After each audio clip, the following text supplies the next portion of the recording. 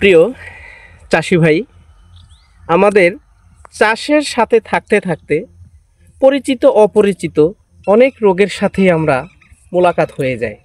দেখেন, আমরা একটা লাউয়ের জমিতে এসে দাঁড়াইছি। এই দিকের পাতাগুলো একরকম, এইখানের পাতাগুলো একরকম। পক্ষান্তরে যদি বলি, এর মাথাটাই যদি দেখাই আপনাকে, এটা বেলে মাছের মতো ঘাড় খাটো হয়ে বসে যাচ্ছে, পাতায় একটা ফ্যাকাশে রং আসছে, একটা সময় পাতাটা পুড়ে যাবে এবং গাছটা আপনাকে ফলন দিতে অপারগতা আপনার প্রকাশ করবে।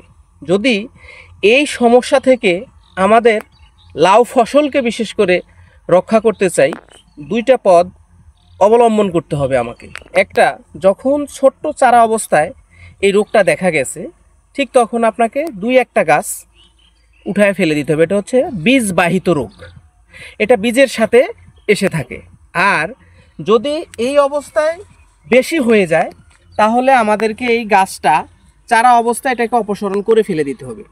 আর যদি এইরকম মাচায় ওঠার পরে দেখেন, আপনাকে যদি দেখাই, এই যে একটা গাছ এইখানে একটু ভালো আছে, আরেকটা গাছ কিন্তু মোটামুটি হারে দেখেন এই যে নষ্ট হয়ে গেছে। যদি বলি, এই যে দেখেন পাতাগুলো, তাহলে আপনি এইখানে সপ্তাহে একদিন ইমিডাক্লোরোফিড এবং পরিমিত মাত্রায় ম্যানকোজেব দুইটা যদি স্প্রে করেন, তাহলে এই গাছের বাহিরে অন্য গাছে যাবে না। কেননা এটা আবার কিন্তু একটা পোকার সাহায্যে আপনার পুরা জমিতে ছড়াইতে পারে।